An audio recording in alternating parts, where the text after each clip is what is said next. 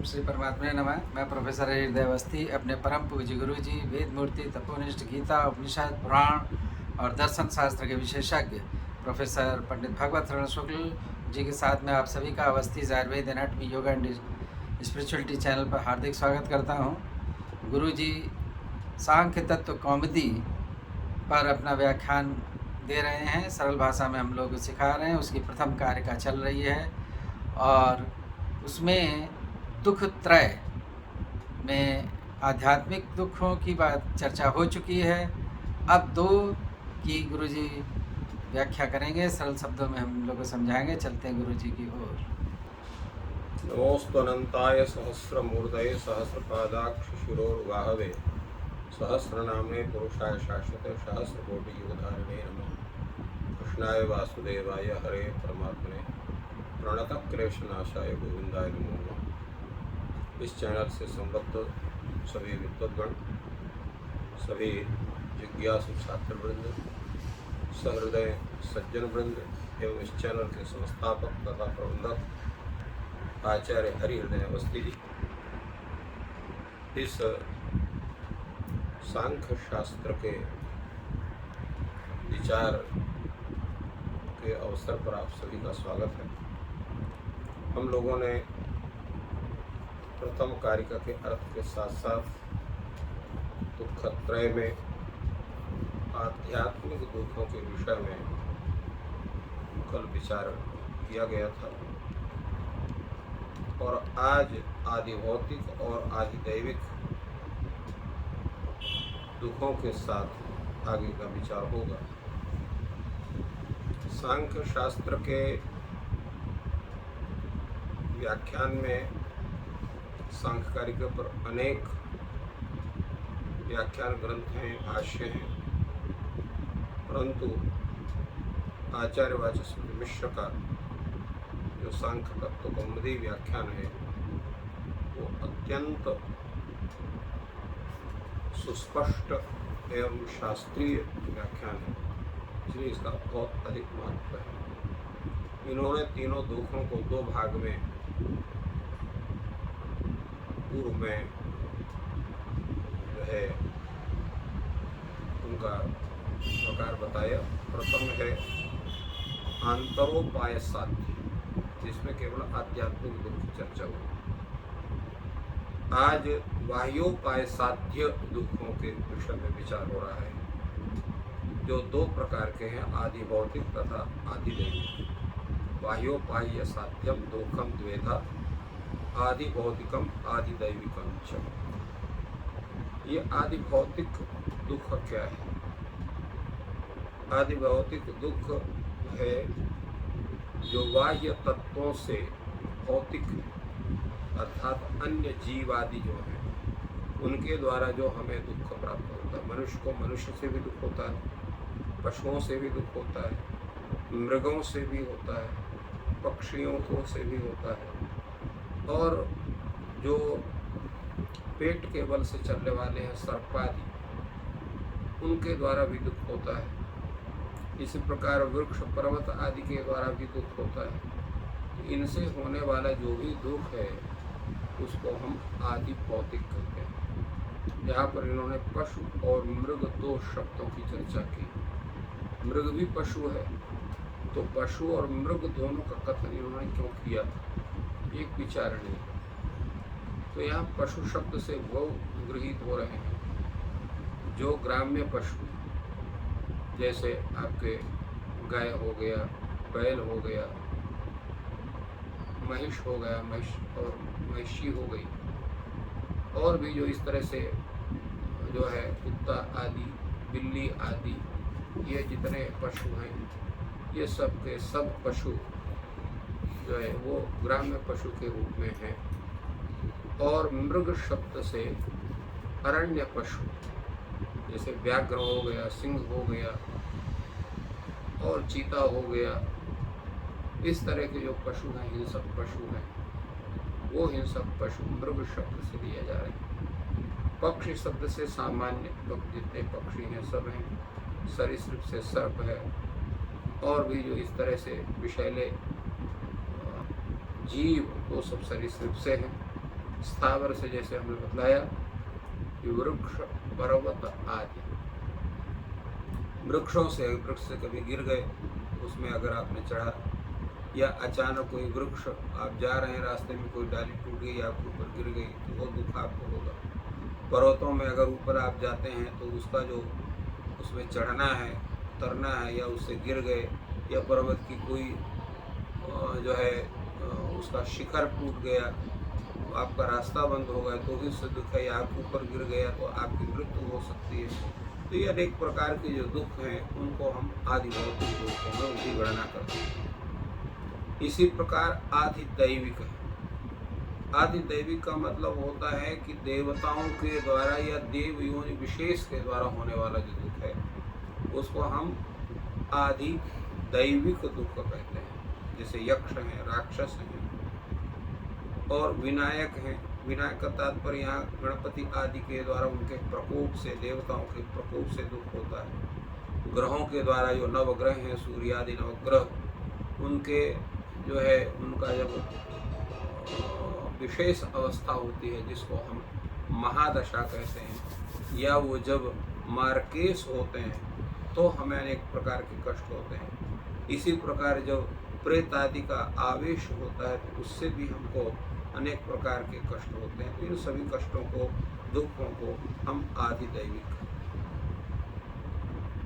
तो ये जितने दुख हैं, इसलिए कहा आदि दैविकम तुम यक्ष राक्षस विनायक गृहात्यावेश निबंधनम तद अनेन प्रत्यात्म वेदनीय दुखम रजः परिणाम भेदो न शक्यते प्रत्याख्यातो।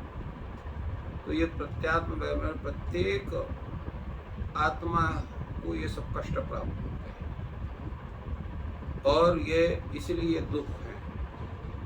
और ये क्या, किसका आधार, इनका मुख्य आधार क्या है होने का? रजः परिणाम भेद, रजोगुण के परिणाम से ये होते हैं। इनको हम हटा नहीं सकते, न शक्यते प्रत्याख्यात। तो तद अनेन दुःखत्रयेण अंतःकरणवर्तिना चेतना शक्ति प्रतिकूल वेदनीयता विसंबंधो विघाता। इनका विघात क्या है? इन तीनों दुखों के द्वारा जो अंतःकरण में स्थित जो चेतना शक्ति, उस चेतना शक्ति का जो प्रतिकूल वेदनीय, माने जो हमारे अनुकूल कुछ भी नहीं है, उसमें सब हमारे प्रतिकूल है। तो प्रतिकूल वेदनीय जो है, उससे प्रतिकूल वेदनीयता से हमारा जो संबंध होना है उसी को हम कहते हैं, इसको अभिघात। ये इनके जो है दुख त्रयों के द्वारा हमें अनेक प्रकार के कष्ट होते हैं। तो एतावता प्रतिकूल वेदनीयत्व जिज्ञासा हेतु उक्ता। तो प्रतिकूल वेदनीय के विघात के लिए हमें जिज्ञासा होती है, कौन सा ऐसा कारण है कि जिस कारण से, जिस उपाय से हम अपने इन दुखों को हटा सकते हैं, उनको हम उन दुखों को अपने से दूर कर सकते हैं। ऐसा कोई उपाय हो जिस उपाय की हमें जिज्ञासा होती है। यहाँ पर ग्रंथकार ने स्पष्ट किया कि अंतःकरण वर्तना, इस पद से कि दुख वस्तुतः बुद्धि का धर्म, ये पुरुष का नहीं है, इसलिए अंतःकरण वर्तिना शब्द का प्रयोग किया गया। अंतःकरण से आप जानते हैं कि चित्त, बुद्धि, अहंकार और मन, ये चार अंतःकरण होते हैं। तो जितनी भी प्रतिकूल वेदनीयता या अनुकूल वेदनीयता, अर्थ हमारे प्रतिकूल का अनुभव, हमारे जो प्रतिकूल का हम अनुभव करते हैं या हम अपने अनुकूल का जो अनुभव करते हैं, वो हम आत्मा से उसका अनुभव नहीं करते हैं, अंतःकरण से उसका अनुभव होता है। तो इसलिए अंतःकरण के ये स्वरूप माने जाते हैं। और इस प्रकार जिज्ञासा का प्रश्न उठना असंभव है, क्योंकि जिस अंतःकरण का वह धर्म है वह जड़ है, और जिस पुरुष चेतन को जिज्ञासा हो सकती है उसका दुख धर्म है नहीं। तो फिर बुद्धि वृत्ति प्रतिबिंबित चेतन पुरुष, जिसे व्यवहार में हम जीव कहते हैं, वो बुद्धिगत धर्मों का अपने ऊपर आरोप करता है, और आरोप करके वह अनुभव करता है कि अहम दुखी अहम सुखी, मैं दुखी हूँ मैं सुखी हूँ। तो ये उसका अभिमान होता है। तात्पर्य है कि अंतःकरण वृत्ति जो वेदनीयता है उसका पुरुष में, आत्मा में हम आरोप करके ही उसका अनुभव करते हैं। आत्मा जो है नित्य बुद्ध शुद्ध स्वरूप है, उसमें वो हमेशा आनंदमय है, किंतु अंतःकरण से युक्त होने कर उसको उसका दुख का, उसकी प्रतिकूल वेदित्या, अनुकूल वेदित्या उसमें आरोपित होती है। अब प्रश्न होता है, क्या दुखों को पूर्ण रूप से नष्ट किया जा सकता है क्या? तो ये संभव नहीं। यद्यपि न सन्निरुद्धे दुखम तथापि तद अभिभवा। वृत्तिका ये कौमुदीकार कहते हैं कि हम दुखों को पूर्ण रूप से हटा नहीं सकते, उनको नष्ट नहीं कर सकते। क्या कर सकते हैं? उनको दबा सकते हैं। उनका अभिमान, उनको दबाना, उनको शांत कर देना, उनका अनुभव हमें ना हो। तो तदेव शक्य कर्तुम् इति उपरिष्टात् उपादेयिष्यते। इसको आगे बताया जाएगा कि कैसे हम उनका अनुभव कर सकते हैं, उनको हटा नहीं सकते। क्योंकि संसार में जितनी वस्तु है वो सब अपने हिसाब से चलती है। जब भी हमारे पाप उदय होंगे, उन पापों के कारण हमको अनेक प्रकार के कष्ट फलस्वरूप प्राप्त होंगे। अगर हमने पुण्य किया है तो पुण्य फल के रूप में हमें अनेक प्रकार के सुख के साधन उपलब्ध होंगे। तो इसलिए ये जो है, इनको हम नष्ट नहीं कर सकते हैं, किंतु दबा सकते हैं, उनको शांत कर सकते हैं। इसलिए यहाँ पर यह जिज्ञासा होती है, यह होता है कि इन जो उत्पन्न हैं उनके अभिघात में, उनको शांत करने में हेतु क्या है कि जिससे हमें वो बाधित न करें। इसलिए यहाँ पर दुखत्रयाभिघात में तो जो है तदपघातक का अर्थ क्या है? तो तस्य दुखत्रय से अपघात का, तदपघात का। इन तीनों दुखों का जो अपघातक है उसको शांत करने का जो साधन है, उसके विषय में जिज्ञासा होती है। अब यहाँ तत् शब्द से जो है ये अब दुखत्रय का ज्ञान कैसे होता है? तो उसके लिए कौमुदीकार कहते हैं उपसर्जनस्यापि बुद्ध्या सन्निकृष्टस्य तदा परामर्श।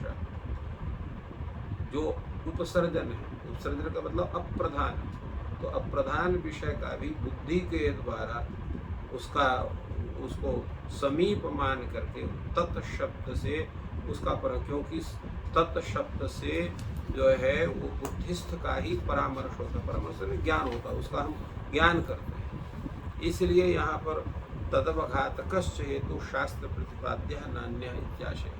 तो तदवघातक हेतु जो है वो शास्त्र ही प्रतिपाद्य है, अर्थात शास्त्र के द्वारा ही हम दुखत्रय का पूर्ण रूप से अवघात कर सकते हैं। केवल वही उपाय है, कोई दूसरा उपाय नहीं है। क्योंकि जब तक हम इन तत्वों को समझते नहीं हैं, हमारा शास्त्र जो है मुख्य रूप से क्या करता है कि सभी वस्तु का जो मुख्य कारण है, जिस कारण से वो दुख प्राप्त होते हैं, उन कारणों के विषय में वो चिंतन करता है। जैसे कोई वैद्य है, डॉक्टर है, वो अगर केवल उस रोग की दवा देगी तो रोग शांत होगा, परंतु रोग के कारण समाप्त नहीं होगा, वो फिर से रोग उठ के आ जाएगा। इसी प्रकार जो है शास्त्र भी तो इसलिए क्या करेंगे वो लोग देखेंगे रोग होने का मुख्य कारण क्या है। तो रोग होने के मुख्य कारण का अगर शमन हो गया तो वो रोग का शमन स्वतः हो जाता है। रोग को नष्ट नहीं कर सकते, क्योंकि शरीरम व्याधि मंदिरम, शरीर जो है व्याधि का मंदिर है, उसी में रहते ही हैं, परंतु शांत रूप में रहते हैं। किंतु जब जो है शरीर में कोई इस तरह से हलचल होती है, जिसके लिए पूर्व में कहा गया वात कफ पित्त आदि के, इनके विपरीत अवस्था में विषम होने पर रोग होते हैं। उसी ढंग से हमारे पाप कर्म का जब फल उदित होता है तो हम अनेक प्रकार के हमें कष्ट होते हैं, तो जो आदि दैविक, आदि भौतिक भी हो सकते हैं, आध्यात्मिक भी हो सकते हैं, आदि दैविक भी हो सकते हैं। तो इसलिए उनका जो अपघात है, उनका जो अभिभव है, उनकी जो शांति है, वो जो वर्तमान उपाय हैं, संसार में प्रचलित उपाय हैं, वो दब तो सकते हैं परंतु वो शांत नहीं हो सकते हैं। उनको आपने दबाया, कुछ दिन के बाद फिर उठ करके आपको परेशान करेंगे, आपको कष्ट देंगे। इसलिए शास्त्र क्या करता है, उन कारणों के, दुख के कारणों को समाप्त करता है। इसलिए शास्त्र का स्थान सर्वोपरि होता है। अब यहाँ शंका इसीलिए होती है, अत्र शंकते दृष्टे सापार्थाच्छेद इति अयम अर्थ अस्तु तर्हि दुःखत्रयं जिज्ञासितं तद्भवतु भवतत्तच्छक्यहानं सहतां च शास्त्रगम्य उपाय तदुच्छेतु तथापि यत्र प्रेक्षावतां जिज्ञासा न युक्ता दृष्टस्यैव उपाय तदुच्छेदकस्य सुकरस्य विद्यमानता तत्त्वज्ञानस्य तु अनेकजन्माभ्यास परम्परायास साध्यतायाति दुष्करत्वात् तथा च लौकिकानाम् आवरणकः अर्के चेन् मधुबिन्देत किमर्थं पर्वतं व्रजेत इष्टस्यार्थस्य संसिद्धौ को विद्वान यत्नमाचरेत्। तात्पर्य क्या है? ये कहते हैं कि ठीक है, ये तीनों दुख हैं, इनके नष्ट करने का उपाय भी आप सोच रहे हैं और इनके नष्ट करने का उपाय हो सकता है, हम उसको कर सकते हैं। आपने उसके लिए कहा कि वो जो है शास्त्रगम्य ही उपाय है, उसी के द्वारा इन दुखत्रय का उच्छेद हो सकता है, ये भी कथन आपका ठीक है। किंतु यदि जो जिज्ञासा जिसको हो रही है, जो विद्वान व्यक्ति है या जो ज्ञान करना चाहता है ऐसा व्यक्ति है, अगर उसकी जिज्ञासा युक्त संगत नहीं है, क्यों नहीं है कि जितने दुख हैं ये संसार में जो दृष्ट उपाय हैं जिनको हम देख रहे हैं, उन उपायों के द्वारा भी इनकी शांति हो सकती है और सरलतया हो सकती है। आपने जो कहा कि शास्त्र से जो तत्व ज्ञान होता है, तत्व ज्ञान से इन संपूर्ण दुखों का अभिभव होता है, अर्थात वो दुख फिर पुनः नहीं उठते हैं और उनका कभी भी अनुभव नहीं होता है। परंतु ये इतना सरल नहीं है। अनेक जन्म जन्मांतर तक हम जब अभ्यास करते हैं, यम नियम प्राणायाम ध्यान इत्यादि समाधि इत्यादि के द्वारा अनेक जन्म जब अभ्यास किए और इस जन्म में हमने अभ्यास किया, ठीक नहीं हुआ, तो अभ्यास की परंपरा फिर हम अगले जन्म में होते हैं। जैसे गीता में कहा गया है कि योगिनाम श्रीमताम गेहे योग भ्रष्टो विजायते, योग भ्रष्ट व्यक्ति जो है पुनः योगियों के घर में उत्पन्न होता है, यह श्रीमानों के घर में होता है। श्रीमान का मतलब नहीं है कि बहुत धनाढ्यों के घर में उत्पन्न होता है, श्रीमान का मतलब है कि बुद्धिमानों के घर में उत्पन्न होता है, तो उसकी बुद्धि वहाँ पर सात्विक बुद्धि होती है, पुनः वह प्रयास करता है तत्व ज्ञान के लिए। तो इस प्रकार अनेक जन्म के अभ्यास की जो परंपरा है, उस परंपरा से के द्वारा कृत जो प्रयत्न है, उससे साध्य होने के कारण ये दुख त्रय का अभिघात करने के लिए जो तत्व ज्ञान है अतीव दुष्कर है। तो उसको दुष्कर की अपेक्षा जो उपाय देखे गए हैं, उन उपायों को हम शांति क्यों न करें? क्योंकि ऐसा लोक में प्रसिद्ध है कि जब पास में ही कोई उपाय विद्यमान हो तो दूर जा कर के उपाय को प्राप्त करने का प्रयास लोग नहीं करते हैं। अर्के चेन मधु विंदेता किमर्थम पर्वतम प्रजे। अर्क का अर्थ होता है मदार। मदार प्राय घर के पास में ही होता है, आसपास की झाड़ियों में कहीं न कहीं वो हो जाता है। तो अगर वहीं जो है मधुमक्खी का छत्ता उसमें लग जाए और उसी से हमको मधु प्राप्त हो जाए, तो मधु प्राप्त के लिए पर्वत में या बड़े बड़े वृक्षों में जहाँ पर मधु जो के छत्ते लगे हुए हैं, उसके लेने के लिए प्रयास व्यक्ति क्यों करेगा?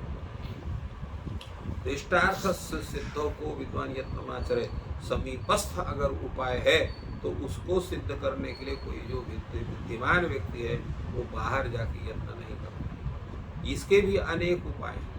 आपने कहा कि व्यक्ति को जो है वो आध्यात्मिक दुख होते हैं। आध्यात्मिक दुख में को जैसे उन्होंने दो प्रकार में बांटा कि पहला जो उपाय है वो है कि जो है वो आदि भौतिक में आदि दैविक में जिन उपायों की चर्चा की, तो उसके आदि दैविक के भी दो भेद बताए गए। उसमें प्रथम भेद यह है कि जो है वो शरीर संबंधी और मन संबंधी। शरीर संबंध में जो बात पित्त और कफ का वैषम्य से होता है तो उसका उपाय है। तो शरीर दुख के प्रतिकार के लिए अनेक प्रकार के बहुत बड़े बड़े वैद्य हैं, उन्होंने बड़े बड़े वैदिक शास्त्रों की रचना की है। उसके अभ्यास करने वाले, उसकी चिकित्सा करने वाले अनेक विद्वान वैद्य हैं, तो वो सब शरीर के बात कफ और पित्त जन्य इनके वैषम्य से जन्य जितने दुख हैं उनको सबको निवारण कर सकते हैं। तो उसके लिए तत्व ज्ञान की क्या जरूरत है। आपने कहा जो मानस दुख है, जो संताप कारक है, तो उसके भी हटाने के लिए, उसको भी शांत करने के लिए अनेक हैं मनोज्ञ, जो मन को अच्छा लगे। ऐसी कोई स्त्री हो और सुंदर भोजन हो, सुंदर पीने का हो, सुंदर जो है अनेक प्रकार के इत्र विलेपन के लिए सुंदर सुंदर वस्त्र हैं, अलंकार आदि हैं जो हमारे मन को प्रसन्न करते हैं। तो मन को प्रसन्न करने वाले जितने उपाय संसार में विद्यमान हैं, लोक में विद्यमान हैं, उन उपाय से हम मानसिक दोषों को भी दूर कर सकते हैं। तो इसलिए तत्व ज्ञान की जिज्ञासा करने की कोई आवश्यकता नहीं। इसी प्रकार आदि भौतिक दुख है। आदि भौतिक दुख में आपने बतलाया कि आदि भौतिक दुख की जो स्थिति है वो ये है कि मन, मानुष, पशु, मृग, पक्षी, सरीसृप, स्थावर इत्यादि के द्वारा होते हैं। तो नीति शास्त्र है, उनका अभ्यास करके कुशलता को हम प्राप्त करेंगे और उससे जो है जो निरत्य स्थानादि का, ध्यान आदि का है, तो उनके द्वारा हम उनका प्रतिकार कर सकते हैं। अर्थात उसके द्वारा ये जितने भी जीव हैं, इनसे होने वाला भी जितने प्रकार के दुख हैं, उनको हम उनका प्रतिकार कर सकते हैं, उनको हम कम कर सकते हैं या उनको हम दबा सकते हैं। इसी प्रकार आदि दैविक दुख हैं, तो उसके लिए भी अनेक प्रकार लोग अनेक प्रकार के रत्न धारण करते हैं। मंत्र आदि जप से यक्ष, राक्षस, गंधर्व आदि जो हैं, ग्रह आदि हैं, उनको हम लोग शांत करते हैं। औषधियाँ अनेक हैं जो ग्रह आदि के दे इनके सबके इनको सबको शांत करती हैं। तो इस तरह से जो दृष्ट उपाय हैं, इनसे भी जब सब दुखों की शांति हो सकती है, तो फिर हमें क्या आवश्यकता है तत्व ज्ञान करने की। हम तत्व ज्ञान के पीछे क्यों भागें, तो वो तो बड़ा कठिन है। तो ये जो स्थिति होती है उसके लिए कहते हैं भाई ठीक है, आप कहते हो सही है, परंतु ये उचित नहीं है। क्यों उचित नहीं है? एकात्यंततो भाव, ये इनका एकांत और अत्यंतता नहीं है। एकांत क्या है? दुख निवृत्ति का अवश्यम भाव, दुख की निवृत्ति हो ही जाएगी, इसमें कोई जो है कोई प्रमाण नहीं है कि इनके द्वारा दुख हो ही जाएगा, दुख की निवृत्ति पूर्ण रूप से हो ही जाएगी। और अत्यंतता का मतलब है निवृत्त दुख का पुनः उत्पन्न होगा। तो दुख निवृत्त होगा, चलो ठीक, पुनः उत्पन्न नहीं होगा इसकी कोई गारंटी नहीं। इसलिए एकांत और अत्यंत का अभाव होने के कारण ये जितने भी दृष्ट उपाय हैं, लौकिक उपाय हैं, वो दुख निवृत्ति के पूर्ण विश्वसनीय साधन नहीं हो सकते। इस कारण से जो है शास्त्र की जिज्ञासा होती है। यहाँ पर अत्यंततः लिखा हुआ है, व्याकरण शास्त्र के अनुसार सर्वयुक्तेभ्यस्तसि, इस सूत्र से यहाँ पर तस्य प्रत्यय होने से एकात्यंततः में यहाँ पर जो है षष्ठी अर्थ में जो है वो तस् प्रत्यय हुआ है, जिसका अर्थ होता है कि दुख की निवृत्ति का अवश्यम भाव, दुख निवृत्त, दुख का पुनरुत्पाद, इन दोनों का अभाव है, अर्थात पूर्णतया दुखों की शांति नहीं हो सकती है। एतदर्थ जो है सही उपाय तत्व ज्ञान ही है, ये शास्त्रकार इसको बताते हैं। और इस पर मुख्य विचार भी कर रहे हैं कि विधि के अनुसार रसायन है, कामनी है, नीति शास्त्रों का अभ्यास है, मंत्र आदि का भी उपयोग है। इनके द्वारा आप जैसे आध्यात्मिक दुख की निवृत्ति आप करते हैं, परंतु पूर्ण रूप से नहीं देखा जाता, पूर्ण रूप से इनकी निवृत्ति नहीं होती है। इनका जो है एकांत तत्व नहीं है, इनका अनैकांत तत्व है, क्योंकि दुख की निवृत्ति होती है और पुनः दुख प्राप्त हो जाता है। अगर पुनः दुख जैसे आध्यात्मिक का ही ले लीजिए, शारीरिक और मानसिक दुख अगर पुनः शांत हो जाए तो एक बार दवा लेने के बाद तो उसको जीवन भर में कभी उसको कष्ट नहीं होना चाहिए, परंतु कष्ट होता है। तो इस कारण से इनका निवृत्त का पुनः उत्पत्ति देखी जाती है, इसलिए इनका आत्यंतिकत्व नहीं है, इसलिए ये उपाय जो है ये उचित नहीं है। इसी प्रकार ऐकांतिक और आत्यंतिक दुख निवृत्ति न होने के कारण जो ये दृष्ट उपाय हैं ये सब व्यर्थ हैं। इनके व्यर्थ होने के कारण ही तत्व ज्ञान की जिज्ञासा आवश्यक है। इसीलिए कारिका में कहा दृष्टे सा पार्था चेत नई का अत्यंत तो अभाव, दृष्ट उपाय से इनकी शांति संभव नहीं है और इसी कारण से तत्व ज्ञान की जिज्ञासा आवश्यक है। आज हम लोग यहीं तक चर्चा करते हैं। आप सभी को इस विषय में आपको साधुवाद करते हुए और अपने वाणी को विनम देते हैं। तो इस प्रकार गुरु जी ने बहुत ही सुंदर तरीके से और सरल तरीके से हम लोग को समझाया कि दृष्ट उपाय तो हैं दुख त्रय को दूर करने के लिए, लेकिन वो उतने सफल नहीं होते और बार बार दुख उत्पन्न होता है। इसलिए तत्व ज्ञान ही आवश्यक है और हम लोग तत्व ज्ञान की ओर बढ़ रहे हैं। गुरु जी तत्व ज्ञान का उपदेश कर रहे हैं और आप सभी उससे लाभान्वित होंगे। ईश्वर आपकी सहायता करें। आपका दिन शुभ हो। धन्यवाद।